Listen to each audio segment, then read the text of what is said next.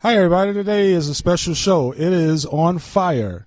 And we're here at Bob's Little Sports Shop in Glassboro. Here with my co-host, Joe Ciano. Hey, Joe. Hey, happy weekend, Daryl. I'm happy to be here. It's a great weekend. It's nice outside, and going home after this and do a little cookout. And it's great to be here in Glassboro. Yes, great. Glassboro's nice. It's really nice out here. And we had the one of the top sports shops in the state of New Jersey, and all the great guns and archery. I got to look around a little bit more. I've been getting ready for the show, but I'll have to browse once we get done with this. Oh, yeah, we're going to be hunters by the time we leave. Absolutely. I'm here with the owner, Mr. Bob Viden, not Bob Biden.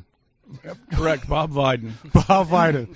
Hello, Mr. Viden. How you been doing? I'm doing very well. I'm glad you're here on the show because, you people, when they talk about you, they say how wonderful person you are in supporting gun rights. Well, we try to support gun rights all we can. Mm-hmm. We like to be a free American and to live the way our forefathers intended us to be. Oh, wow, that's great. We had Frank Flamingo on, right? Frank Famigi.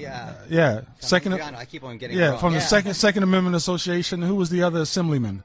Patrick Carroll. Patrick Carroll. Up north, like Morris County. He was on, and they all mention you and how a great person you are. And these guys are good people, and Michael Patrick Carroll has been a very good legislator for us. Oh, definitely. Now we're going to talk to you a little bit about yourself and the history. Now you were part of NRA, right? Yeah, I was on the board of directors of the National Rifle Association for 15 years, and I'm running again now for this year. So you're running for the board of directors? Board of directors. How's that looking? I don't know. It'll be whether I make the ballot or not and get enough signatures and nominated. That won't know that until the end of August, beginning of September. Okay. So how many signatures do you need? A couple hundred. Oh, a couple hundred? Oh, yeah. You should get that, right? We won't have any problem getting the signature. And where are you running, sir? I was on the board for 15 years, and I think it's one of the finest organizations I've ever been associated with, and the people down there are some of the finest people throughout the United States that are on the NRA board. And they're just a group of good people. And they're, for one reason, they want to keep our rights alive. Mm-hmm. Great. Oh, that's definitely important. Now, one of the things you were talking about, how you've been here since 1975. We put this building up in 1975, yes. Oh, wow. And you started in your garage. Well, I started in my garage in 1965. 1960. Oh, how do you start so you're telling you started selling ammo, guns in your garage. Wow. Yeah. And we built this store in 1975. Mm-hmm.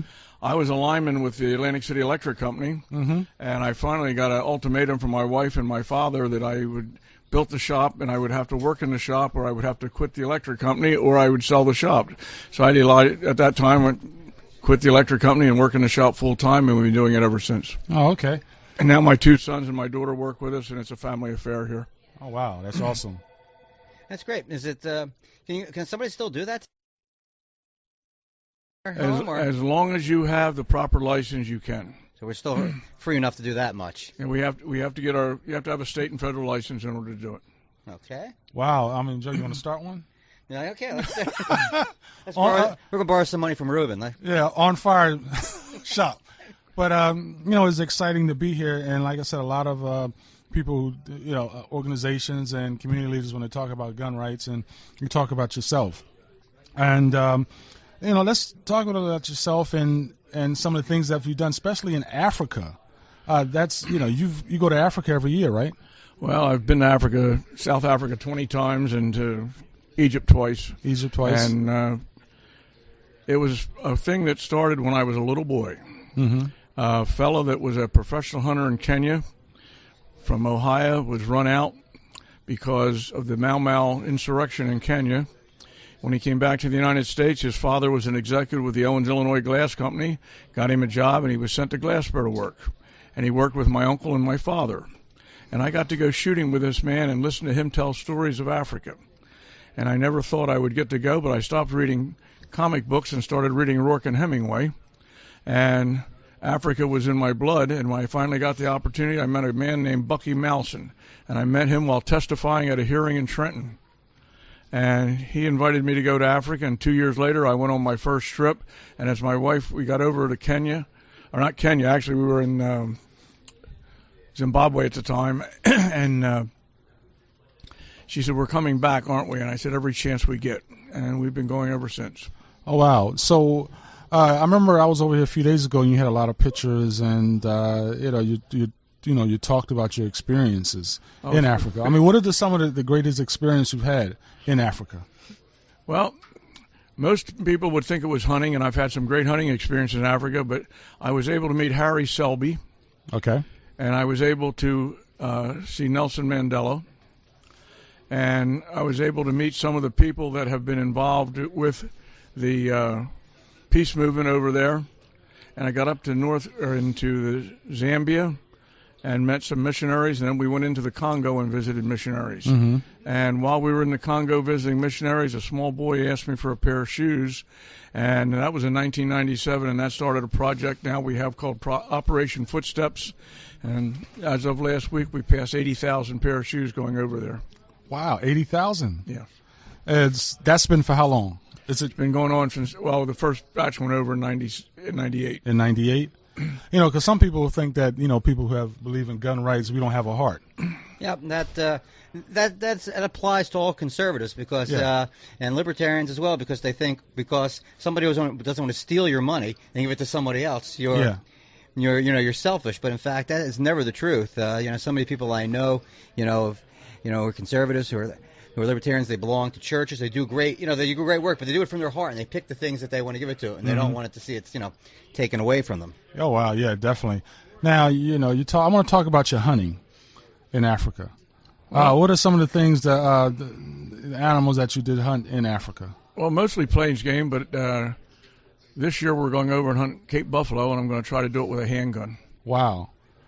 So what was the experience like when you were in Africa and you were walking out and amongst the people and it is great. I mean, I enjoy the people in Africa. I've never had a problem with anyone in Africa as far as we haven't had any hostile experiences with anybody. Mm-hmm. And the people have been great. The children are wonderful. Mm-hmm. We just have been very fortunate in the people we've met over there and the places we've been able to see. I mean, I'd recommend anybody going to Africa and go to Victoria Falls. It's one of the most beautiful places on earth. Oh, okay. And it's absolutely fantastic. Now, you told me a story a couple of days ago about your book that you had with Nelson Mandela, Signature, and F.D. de Klerk, right? Yes. Where we were hunting over there, the family that we hunted with were friends of F.W. de Klerk. Mm-hmm. And when the book came out, Anatomy of a Miracle, about the South African transfer of government, we went out to try to buy a copy and couldn't get it over there. I came home and got a copy and read it. And that following year, the Price brothers were in Reno at the SHOT Show and the Safari Club show, so they brought me a copy. And I asked them if they'd take it back and get F.W. de Klerk to sign it for me, since he's a friend of their father's, and I would try to get Nelson Mandela.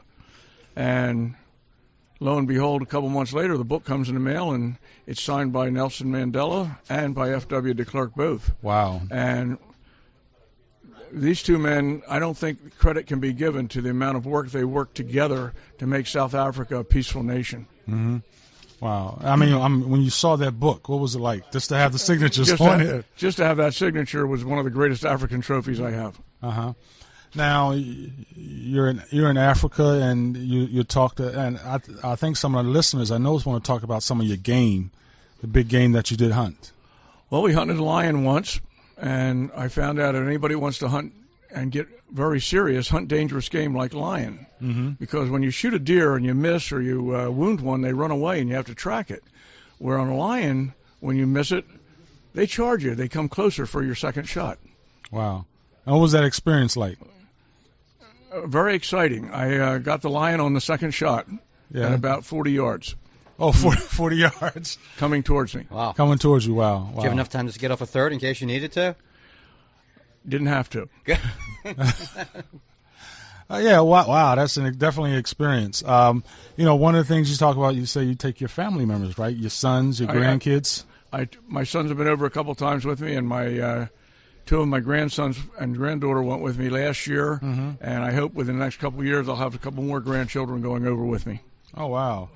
And now tell us a little about your experience. I really would like to know about, experience here at your gun store. Have you ever had any people that are entertainers, or had any people that were, politicians come and buy guns or? Oh, we've had some politicians over the years, but I'd rather not mention names. Oh, you won't mention no names? Oh, okay. But we've had famous people? Not athletes?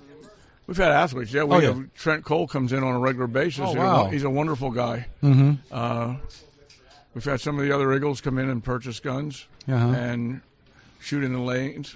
And okay. It worked out very well. Now, how about your archery? I'm sure you have an amazing archery. We've had a lot of archery shooters come in over the years, tremendous amount of people.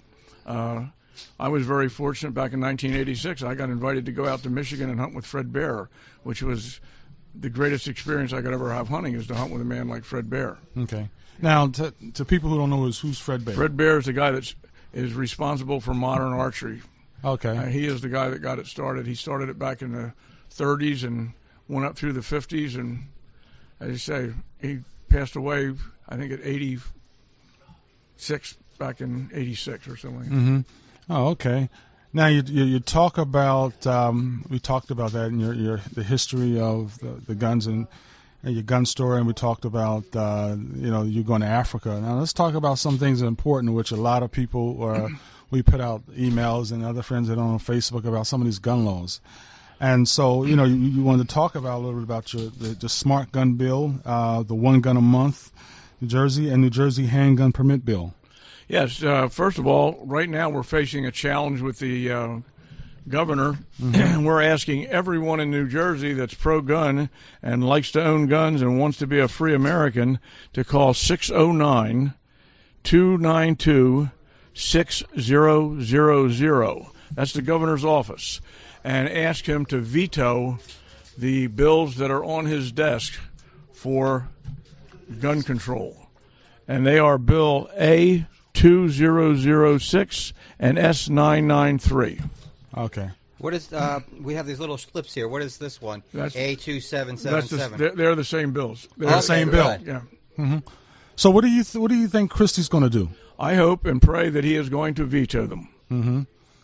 And so if you hope and you pray that he's going to veto them. Now, why should he veto? I mean, if people want to ask, like, why should Christie veto? Well, I think he should veto for two reasons. It's the right thing to do, and the fact that these bills do nothing to stop crime in New Jersey. Yeah. Let me, if I can explain a little bit. In New Jersey, to buy a firearm, to own a handgun, you have to go through a permit system through your police department or the state police to get a pistol permit. Once you get that pistol permit, you have to go to your local dealer to buy the gun. And when you buy the gun, you go through a national instant check, which means your SBI number, your driver's license number, is sent to the state police, which by computer goes to the FBI database in West Virginia. And if you have ever been convicted of a crime of any type, you will be rejected and cannot own the gun. And this is a thorough system. I mean, I don't know if any system is 100%, but it's about as good as you're going to get right now until they get some laws changed to get more of the mental health added to it so that we can check people out on that. But this is the best system they've come up with so far. And these are the only people that can own a gun in New Jersey that go through this system, which means they're the only one who are going to have a high-capacity magazine. If you're going to go through that, you're not the criminal. So why should you face 8 years in prison for having a magazine if you've already proven yourself to be a good guy? Some stories. Oh, yeah, definitely. Good tales to tell and some important information to Oh, share. yeah, and he definitely talks about the history of some of the laws, and also him going to Africa and helping out children with. That's just beautiful. Oh yeah, shoes. I mean, 80,000 shoes. That's a lot of shoes to help a lot of people out. So we're here with Mr. Bob Viden. Hello, Mr. Viden. How you doing? All right. This is so important that people need to know about some of the gun laws and about some of the things that the NRA and yourself took a part of doing, definitely dealing with guns and, try to make guns also safer, for people. We believe that everyone buying a gun should learn how to use it safely. And yes. The most important rule of gun safety is be safe. Be safe. And We have courses here that everyone who purchases a gun has an opportunity to take, Mm-hmm. and we encourage everyone, if they have children, please take the course so they can make their gun safe in the home so that a child does not get a hold of it. Oh, wow. Now, when you see some of these violent crimes that are happening going across the state and across the country, I tell some of my friends, I say, you don't see anyone from the NRA or the Second Amendment Society or gun owners that they are out there doing mass killings. Well, we were interested in Trenton at one of the hearings about a year ago. I was there. They testified that none of the murders in New Jersey, I don't remember whether it was 2013 or what year it was, but none of them were committed by a legal firearms owner. Yeah. And the other thing I would like to get back to in the magazine ban is back in 1991, when the Florio ban went into effect, we had 1 year when the bill went into effect to get rid of any high-capacity magazine over 15 rounds or alter it so that it would only hold 15. And we could temporarily alter it. If anyone failed to do that and was caught with a magazine, they were guilty of a misdemeanor crime. Under John Corzine's regime as governor, he enhanced the penalty from a misdemeanor to a crime of second-degree felony, which means you face a prison sentence and 8 years in jail. Wow. And under this bill, the way it is written, you will have, I think, 90 days to get rid of your magazine or alter it, but you cannot temporarily alter it. It has to be permanently altered, from what I understand, and I have not seen anything written on how that has to be done. But permanently altered is a lot different than temporarily altered. And there are people that inherit guns that just don't even know these laws exist, and these are the people that are going to get in trouble because they don't even realize they're inheriting a gun that holds more rounds than they're allowed to have. Well, you think about that. An innocent, law-abiding person go to jail for 8 years for having the wrong gun magazine, and that's from Governor Corzine, who made $1.6 billion of his client's money disappear, and he has not gone to jail either. But don't you understand what type of politics? Once again, we talk about the whole type of progressive politicians out there. And these progressive politicians, they're smarter than everybody. They're smarter than all of us. Well, one of the things I suggested, and I got shot down in Trenton for it, I thought everyone running for public office should have to pass the same background check as a gun owner. Oh, wow. Wow, that is a good idea. I like that. Yeah, definitely. Definitely it's important, because people, we really need to know the gun laws, and we talk about on our show all the time about stop watching the crazy shows, stop watching the crazy movies, and focus on what's happening with the governor, with the state assembly, with the Senate. Know what these politicians are doing. It's important. It's unfortunate we have that people are making gun laws in Trenton. That don't even know what they're talking about. Yes. And that's one of the things we were going to discuss on the smart gun bill. We discussed the smart gun bill when it passed many years ago now, and it was sponsored by Senator Weinberg. And when we were testifying in committee, we could not get through to some of the committee members the difference between a single and a double action revolver and a semi-automatic handgun and a revolver. They did not, it's a pistol. And we're trying to say, no, there's a difference. The mechanism's different. Well, they can add something to it. Well, they can't add anything to it. But you could not, they didn't comprehend what we were talking about. So you're definitely right, because you told me the story. Who thinks of these ideas of trying to change the laws? The people that are thinking of it are the people who want to ban guns completely and don't care about what the law says, other than the fact that they're going to take it away from you. Yeah. And this has been going on for a number of years. The people that write these bills and the people that sponsor these bills normally do not even know what in the bill when they sponsor it. Got to pass the bill. A great one was Loretta Weinberg in Trenton testifying in front of an assembly committee on her .50 caliber ban. And she stood up when asked a question about Revolutionary War period guns, and she said, well, they may make some exemption for them. So then we asked, what about the Civil War guns and the .50 Sharps and the Maynard and the Gallaghers that shoot .50 caliber bullets that were made back in the 1850s, 60s, and 70s? and they asked her, does your bill ban these guns for over 100 years old? She stood up, clenched her fist, and said, why do you ask me questions about guns? I don't know anything about guns. But she wants to pass a bill. And I mean, that makes totally sense. Well, that makes sense to her. Well, the chairman of the committee said, we're asking you, ma'am, because you're the sponsor of the bill. Yeah. And she clenched both fists and said, just because I sponsored it doesn't mean I know anything about it. And she turned around and stormed out of the room. Wow, finally an honest politician. Wow. That is what we're up against in Trenton right now.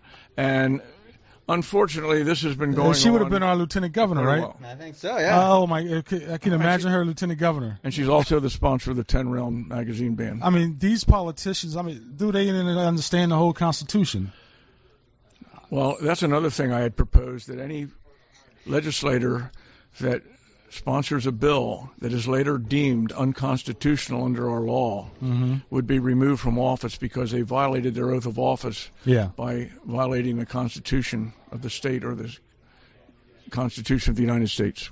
Wow. One of the things is that we talk about gun violence in the city areas, and we have a lot of young people getting killed with gun violence in places like Trenton, Camden, Newark, and specifically New Jersey area. And we had when we had the Second Amendment president on, Frank. Right. We had Frank, and then we had Michael Patrick, right? Yeah. And he talked about that people in the inner city are being hostage, and then people who are in the city that don't have any kind of violent crime should allow themselves to go out and get a firearm to protect themselves and their family. But you have the politicians, the liberal, progressive politicians, telling the people you don't need a gun. Well, how do you feel about that? If you look at the statistics throughout the United States, in states where there is more lenient gun laws, where people can buy guns legally and get carry permits legally, there's lower crime rate. In states that have very restrictive gun laws, and in cities that have very restrictive gun laws, there is heavy crime rate. If you look at Chicago, for example, where guns were almost banned completely in the city, they have one of the highest crime rates and murder rates for youth around. How many murders were in Chicago? Like close to... I don't know, but that's a place where they actually had banned guns. The Supreme Court said, no, you can't do that. It's still restrictive. But that was the murder capital. People were getting shot every day. Yeah. I'm talking about over 400 some people were killed. Right. Yeah. But it's a situation where it's more than just guns. Mm-hmm. We have got off the premise right now. Our founding fathers brought this country together with the premise that we have certain God-given rights and freedoms. Yes. And we have society now trying to take God out of our schools. They've taken the Bible out. They've removed prayer from schools. The Ten Commandments are being taken down in courthouses in different places. And I believe we have to get back to a moral society where we teach the moral values to our children. Yes, you're definitely right about that. It has to be moral values. You have to teach right from wrong and why you don't go after someone else just to take their coat or their hat. Yeah. And we're not teaching that the way we should. Yeah, as I was saying, my grandmother, God bless her, Gracie Wilson, called Mama Gracie, she had a shotgun in her house, and she had a shotgun and a rifle. And I remember going over every summer and knowing that she had that in her closet, and she would tell me, son, don't touch that. And I would not touch it. But, I tell people this, well, you don't believe in violence? No. It's okay. My family in South Dallas, Georgia, grandma had a gun, rifle, uncle had a shotgun, rifle to protect themselves and also go hunting with. So it was sport, and as people say I'm crazy because I grew up seeing that down south. Is that crazy thinking? I grew up here doing the same thing. Yeah. I went out shooting with my grandfather and my uncle. Is it wrong? When I was a kid. In fact, my father used to tell people the front sight on his rifle was bent because I dropped it out of the crib. Mm-hmm. Wow. I did not have bullets with it, though. Okay. Let me tell you, my first gun, I had a BB gun. And I had a pellet gun. It was a BB gun down in St. Mary's, Georgia. It was a Daisy. Remember those Daisy guns? Yeah. The Daisy pump pistols. And I went out hunting myself. I would go out and hunt little birds or squirrels. And, my grandmother, she was an old Southern lady, so she would skin the squirrel. She would skin the squirrel, and she had... skin the squirrel and the birds, and I would have to eat it. Well, my grandfather The philosophy my grandfather had was, if you're going to shoot it, you're going to eat it. Yeah, you have to. That's the same thing as my grandmother. And and then I tried bringing it up here. I did bring the BB gun up here, and then my mother said no. I said, well, Grandma said it was okay. Uncle John and Uncle Billy said it was okay, but if you're in the north and there's something wrong, I guess you grew up in the city, you can't have a BB gun. But the thinking of the north and the south of a certain generation and how they feel about guns. Yeah, I think it goes through families. Yeah. And we have families that come in here, and a guy will come in with his wife, and one woman was telling, she says, I never saw a gun until after I married him. Now they're shooting every week in the lanes, because once she started shooting, she found out how much fun she was having with it, and she just loves it. We have a guest here. His name is Aaron. He comes here to shoot, and also you're African American. Yes, sir. Oh, and you have a gun. Oh, yes. You're not a criminal. Not a criminal. Wow. Not a criminal. Fill out a lot of paperwork for that. Yeah, fill out a lot of paperwork. You shouldn't have a gun, man. I mean, they don't have a gun. But it's one of the great things to see, coming out here and shooting. Mm-hmm. Tell us a little about yourself and why do you come here to shoot? Well, I'm a 27-year-old young man, entrepreneur. Self-owned business, IT consultant, and I help with my father's construction business. So, I got into shooting because I like to exercise my Second Amendment right, and where I'm from Springfield Township, New Jersey. Okay. It's a small farming town, but I moved there about 10 years ago. Mm-hmm. The first thing maybe someone on the council said is get your gun license, because everyone has their gun license out there, and it's for sporting, and a lot of hunters around my area. So we figured it was no big deal, so we waited 10 years until we got our license. Oh wow. So yeah, I just got my license about a year and a half ago. And like I said, I've been interested in the sport and just learning how to shoot precisely and correctly. Oh, okay. And how many guns do you own? I own 2 handguns. 2 handguns. 1 shotgun. 1 shotgun. And 2 rifles. Oh, wow. So do you ever go hunting? Not yet. I just got my hunting license in April of this year. Uh-huh. And I'm planning on going to the fall turkey hunt in New Jersey if I can get a license. It's fall turkey hunt. Where's that going to be at? Well, there's certain zones you can buy your permits for. They do sell out very quickly because, New Jersey has a lot of hunters, and I tried to go for the spring turkey hunt, and no go. It was just sold out in my area. Oh, okay. Now you're in the shooting range in back, right? Mm-hmm. How's that going? This is a great find. This is my first time at Bob's Sports Shop, and this is a great find. In my area, there's not many indoor shooting ranges. The closest one is in Pennsylvania, and I like to come here. Oh, okay. Because it's New Jersey, it's local. Oh, wow. Right. So you live in the area? About 30 minutes away. Okay. Not bad. So how'd you find this place? Googled it. I went on the internet and searched it, and it was in the area, and I called a couple other places, but I had to have a membership. But I like this place because I'm not a member. Mm-hmm. I can try it out before I buy a yearly membership, and looks like I'm going to invest in that yearly membership, I think. Oh, wow. Now, how much is a yearly membership? I think the price was close to maybe $250 or $300, but that's it's a standard price for a year. You make that in. if you go 10 times with 30, a friend, you make it back. Yep. Oh, okay. Well, I thank you for coming on the show, and this is OnFire. You can check us out, OnFire Radio Show, and I thank you. Handshake. Yeah. Thanks for having me. Thanks for having me. Continue to stand up for your Second Amendment rights. Oh, yeah, thank you. That's definitely. And believe in the Constitution. Oh yes, I urge everyone to. All right, now we got we have another young lady here that say she can shoot better than the police officers. Come on, sit down right here. What's your name? Andrea Sammons. Oh, you got to speak into the mic. Andrea Sammons. So how long have you been shooting, Andrea? Since I was 5 years old. Wow. How'd you get started? What made you? You're a young lady. How old are you now? 18. Wow. Okay. So you've been shooting since you were 5 years old. Who taught you that? Was it your father? Yep, my father. Most of the men in my family and some of the females have been in the military, so it's kind of like in our blood. Oh, okay. Wow. And so, what exactly do you like to shoot? What's your favorite gun? My favorite gun would have to be my STI 9mm Spartan. Okay. That I got when I graduated 8th grade. Wow. Wow. Lucky you. Yeah. What was it like when you held it in your hand? I don't know. It was just like natural, really. Because you've seen your family members else? Yeah. And you hunt with your family?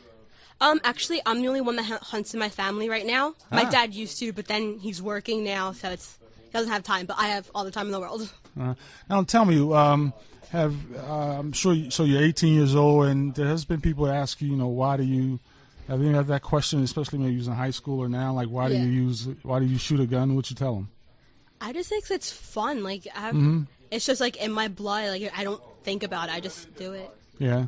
And so what's next? Are you out there? Anything you're going to try next? You're thinking about? I was actually trying to do skeet with a shotgun. Oh, okay. I never did that. Yeah. But I'm not sure how that would go over. Mm-hmm. I never did it before. Oh, okay. And so, Mr. Bob said you're better than some of the police officers? Some, not all of So them. you're going to join the police force? You thinking about that? I actually wanted to go into like a U.S. Marshal or an FBI. Oh, wow. Not just like city or... U.S. Marshal. Oh, Yes. wow. Oh, wow. So, when you're shooting, was a point where you were ever like afraid when you heard the loud boom noise? You ever got that feeling? Like, oh my God. Well, one time I was shooting a league here at Bob's, and a guy was shooting a Desert Eagle. Okay. And that was not something that I enjoyed. Mm-hmm. I would never shoot next to him again. So I was not prepared for that. So when you shoot, do you, what they have I saw you have the little, what is it? Silhouettes? Yeah, the silhouettes. And how good are you? I can shoot him in the 9s and the 10s. Oh, well, that's pretty good. It's okay. It's not the best. Oh, okay. And so when you're shooting in the 9s and the 10s, are there any other young people like yourself are shooting too? I mean, do you have friends, and you invite some of your friends down to come shoot, or? Some of my friends, they do shoot, but they don't want to shoot with me. Why? Because, I don't know, like, they just, like, all the stories that they hear, like, they're just like, I don't want to shoot with you. I'm just like... Because how good you are. I guess. I'm not sure. I just think that people are just hyping. I'm not that good. Oh, okay. Well, I thank you for, coming on the show. We're going to go into a station break. And what's your name again? Andrea Sammons. Andrea Simmons. Sammons. Simmons? Sammons with an A. Oh, okay. Oh, wow. I thought you were related to my fiance. She has a close name like that. Very close name. But I'd like to thank you for coming on to the show. And I look for you to be a U.S. Marshal. Mm. Oh, wow. And the way she's shooting now, I've seen the movies. Yeah. Meeting the customers, the shooters, and America's, New Jersey's gun owners here. Oh, yeah, definitely. Now, we have with a customer here at Bob's Little Sports Shop, Paul. How you doing, Paul? Good. How you doing? Good evening. Tell us about yourself. I live in town here. Been here 30-some years. I frequent Bob's like every week, just about. We, shoot in the range, just hang out here. It's like, good old club here. Oh, okay. So how long talk about shooting stuff? How long you been? How long you been a gun owner? Since I was probably 19. 19? Yeah. Wow. It's been pretty fun. Enjoying yourself? Oh, absolutely, absolutely. Yeah. Now, there's people telling you shouldn't own a gun. What do you think about that? They're absolutely wrong. If they don't want to own a gun, they have the option not to. They have that right not to, but they can't take my right away to own one. Oh, okay. Yeah, that's definitely important. So you come here to shooting range. What do you like to shoot? In this range, we shoot pistols, handgun. What's your favorite handgun? 45. 45? Yeah. Okay. Do you ever go hunting? Oh, absolutely, yes. Okay. What are some of the things that you hunt? Deer mostly. Mm-hmm. Yeah.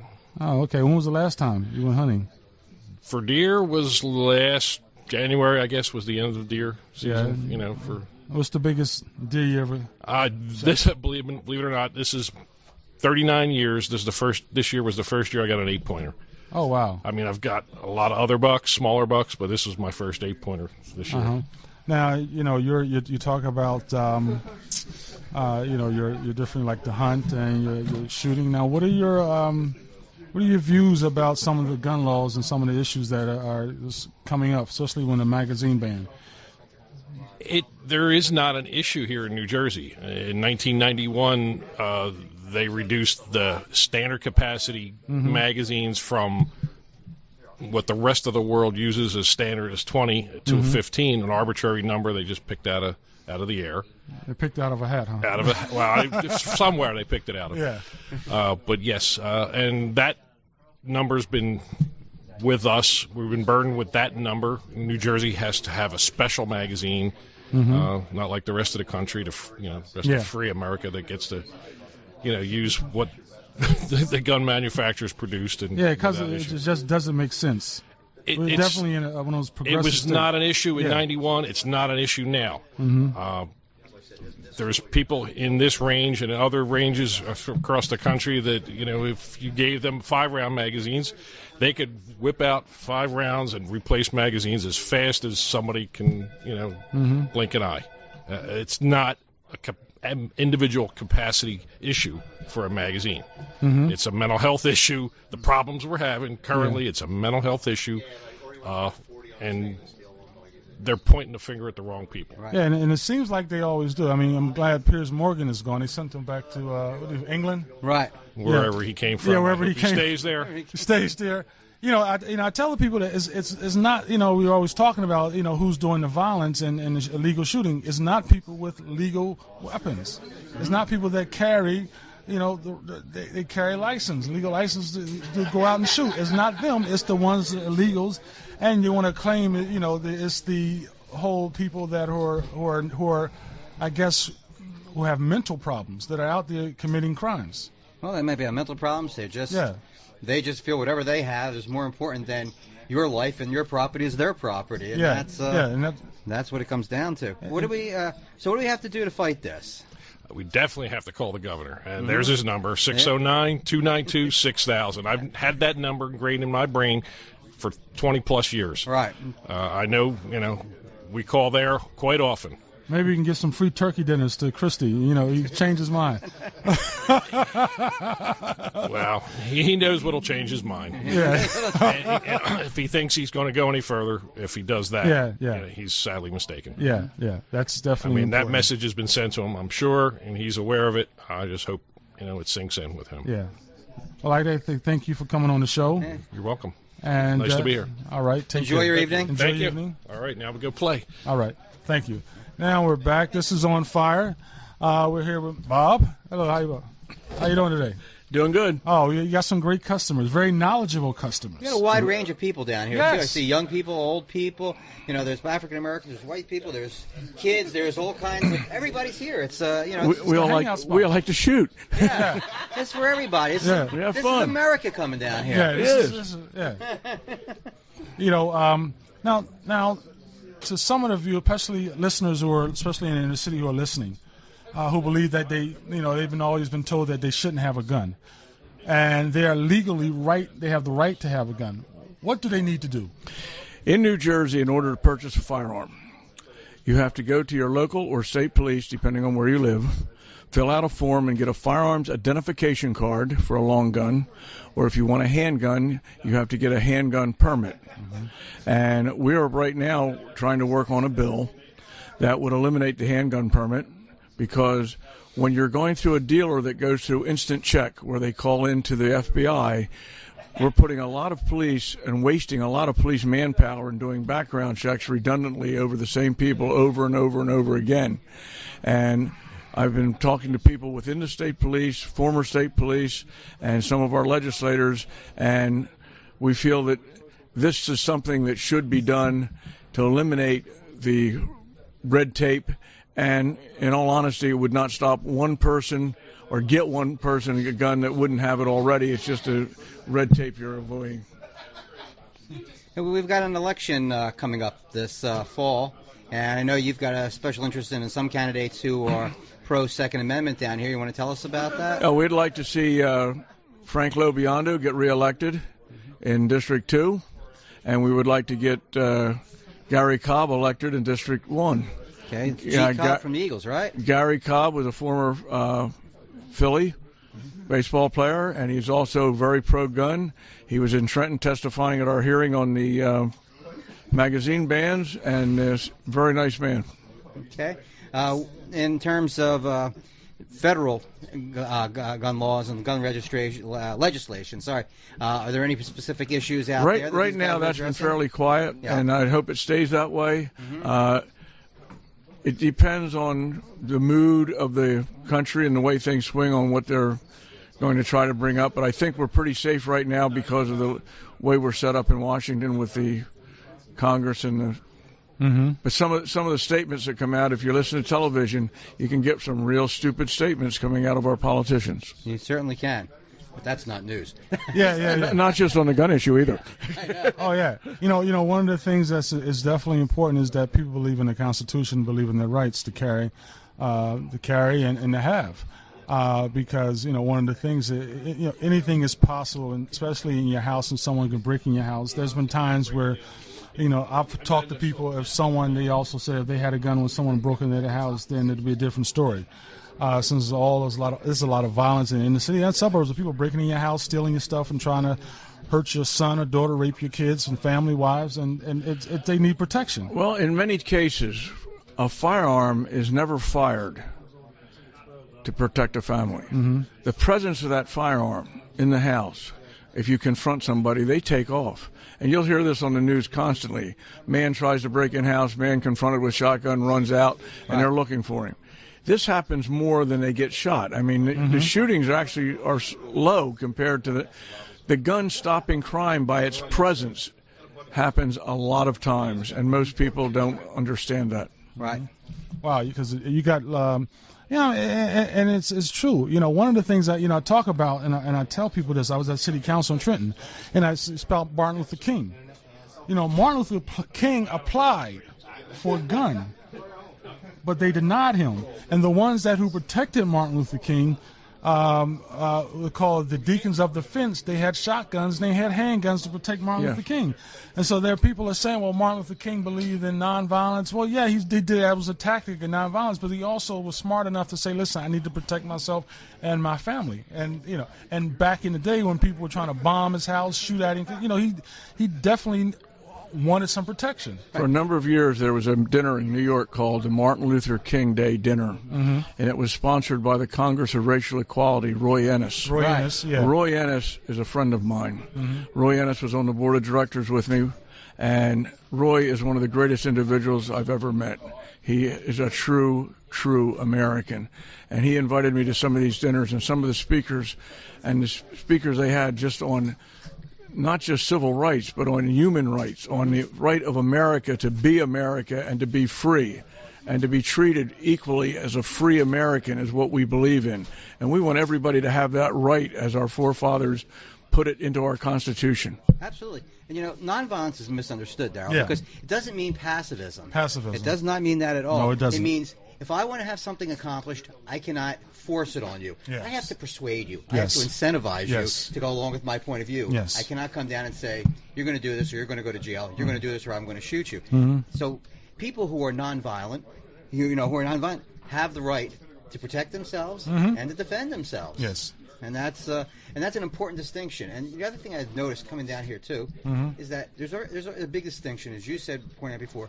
I think it is between city and country. Yeah. And then, once you move out to the country, you learn a little bit more about what the what the need for this is in terms of that. And in the city, you have the illusion that you're being protected by the police. And you're not. They write up a report after you get shot. Another thing is you talk about the volume of guns. And we always hear, well, there's only all these guns. Well, if you take per capita, you're talking about rural Georgia. I would lay odds in rural Georgia there are more guns per person than there are in Philadelphia, Camden, or any of the other cities. Because everybody that has a farm or has a place in the country usually has a shotgun or a rifle. Yes, you're definitely right. And they're not out shooting people. No, and that's the same thing in Switzerland. Everybody there has a gun, and they're not shooting each other. And you have a country where they speak 3 different languages: Italian, German, and French. Wow, they're not shooting at each other. Yeah, pretty intelligent people. I mean, but one of the things you get these politicians in these communities, like Reverend Bob Moore. I'm sure you've heard of him, right? He's a lemon. He doesn't like me anymore. And moms against violence. She doesn't like me anymore either. But they come out and start quoting all these the different laws and how there's so many violence and guns are evil but they really need to look at what's really happening. And they come out and they spew their hatred of people with guns and they're totally wrong. They're just totally wrong. They haven't done any good especially for inner city people who deal with some of these problems. They're totally wrong. Right. One of the lawyers that handled our case in the Supreme Court is named Stephen Holbrook. Steve Holbrook is a writer and a lawyer, and his latest book is Gun Control and the Third Right. And I would advise anyone to buy this book and read it. I read it, and I thought when he was talking about Nazi Germany prior to the Nazis actually taking over, when they were passing gun control laws because they wanted to go after the gypsies.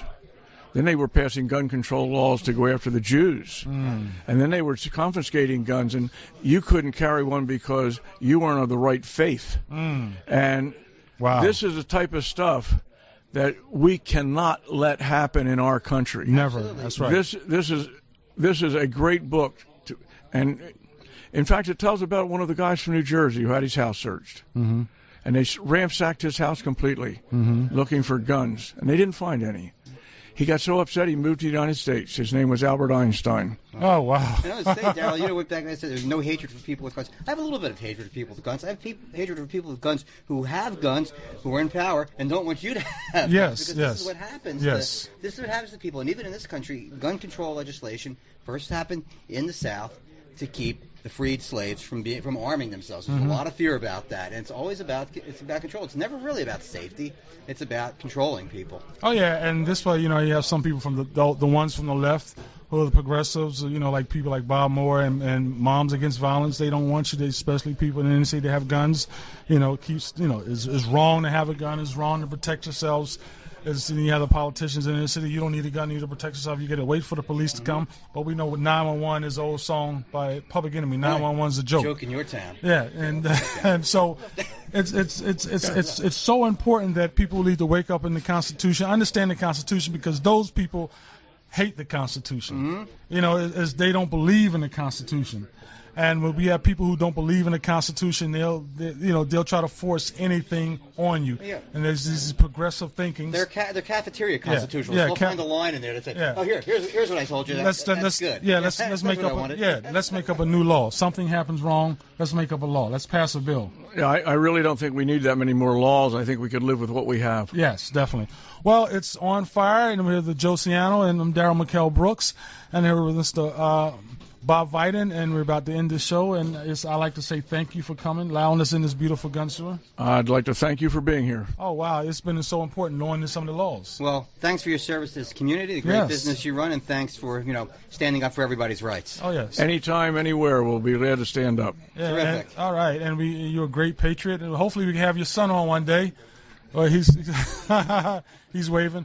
But you're a great patriot, and you talk about some of the great things that you do, especially in Africa, and with the 80,000 shoes over there. And it's people are. It is. What has happened in Africa has just been tremendous, because I met these children, and I'll be honest with you, after going over there and seeing these children up in the Congo when we were visiting missionaries, people in this country are not poor. I mean, when you see these kids that live in a grass hut, have no water, they have to walk for water and walk maybe 2 or 3 miles to bring the water back, and no shoes. I mean, they have nothing. Yeah, that's heartbreaking. So as we go now, I'd like to just once again thank you for coming on the show. Thank you very much. And hopefully we'll see you at a conference or anytime, anywhere. All right. Thank you. This is On Fire. And good night. Good night. God bless everyone out there. God bless the world. Yeah, believe in the Constitution. We believe in the Constitution. The Constitution definitely lives in 2014. Thank you. God bless. I'm going to go get some barbecue. Make some barbecue. Barbecue? Ooh. Yes, the barbecue you ate at the house down. Everybody's size over a shirt. Oh, 3X. Double X. Double X. Are you sure? Okay, give me 3X. You just made me feel big. No.